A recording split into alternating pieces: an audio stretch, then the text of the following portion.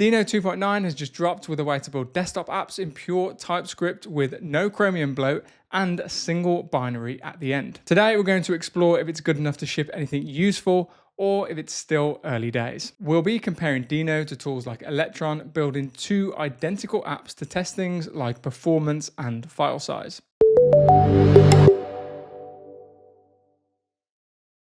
So you can see here, we've got two versions of the same application. The first is built in Electron and the second in Deno. The front ends for these are identical and the back end is where we'll see the biggest difference. We can do things like add a new note, type in any piece of text here. We can add a second note and we can also delete these notes as well.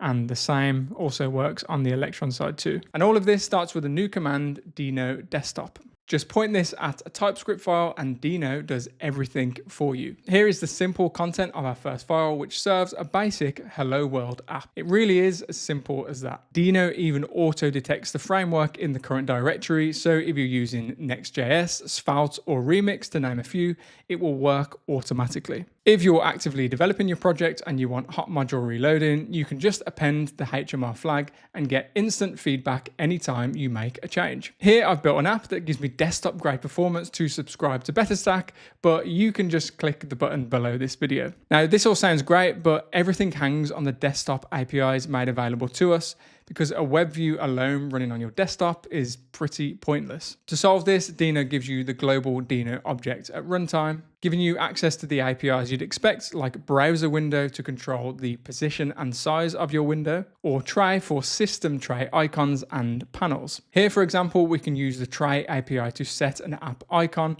or show things like native alerts. We can also use the bind method to communicate between the backend and the web view. For example, here we have a note-taking app, and when we create a new note, we call our binding, and then we can save the note to disk. With Electron, this would be over the IPC bridge, which would require 3 steps, so you can see that Deno provides a slightly simpler alternative. Now, one of Deno's main selling points is that it comes with far less bloat than Electron, and a large part of that comes from rendering the UI. With Electron, you're forced to ship Chromium to handle the rendering, which alone brings about 180 megabytes before you write a single line of code. Deno, however, gives you 2 options. By default, the UI is rendered with WebView, which uses the operating system's built-in engine. That's WebView 2 on Windows and WebKit on macOS and Linux. The second option is bundling Chromium with the Chromium embedded framework. That means every operating system gets the same consistent rendering on all platforms. It is more bloat, but guarantees identical rendering regardless of the user's OS. To use Chromium, just pass the backend flag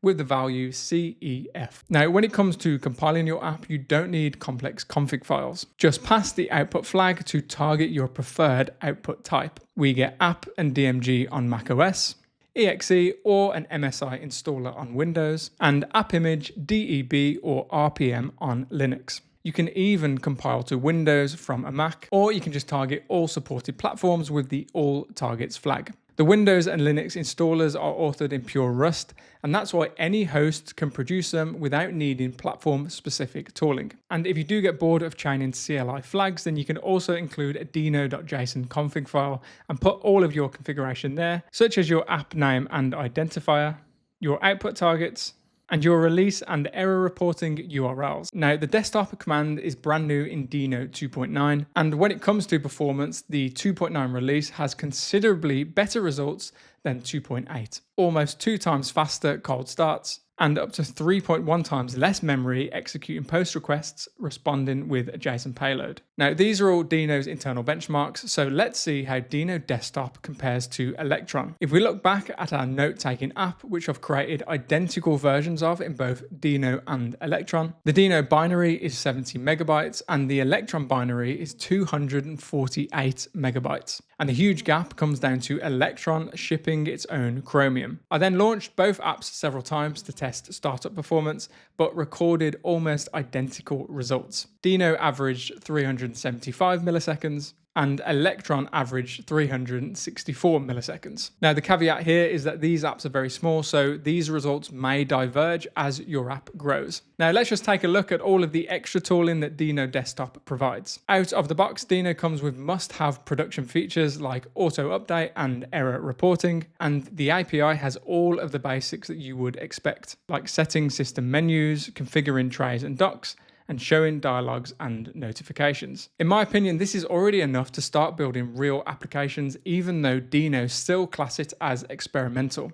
So right now, don't expect this to be as feature-rich as platforms like Electron or Tray, but there is still enough for you to get started. There are a bunch of extra stuff in the 2.9 release, such as CSS module imports, and a single command, Deno install, to migrate away from npm, pnpm, yarn, and bun. And in response to the supply chain security incidents recently, Deno implements a minimum dependency age, and it's enabled by default, meaning that dependencies have to be older than, say, 72 hours before you'd be able to install them. And you can opt out of this entirely by setting the min release age to 0. If you want to learn more about Deno Desktop, you can check out the 2.9 release post or check out the desktop docs directly. And if you enjoy building apps on Mac, you may enjoy our video on Apple's new container machines. Otherwise, I've been Warren from BetterStack. Thanks for watching, and I'll see you in the next one.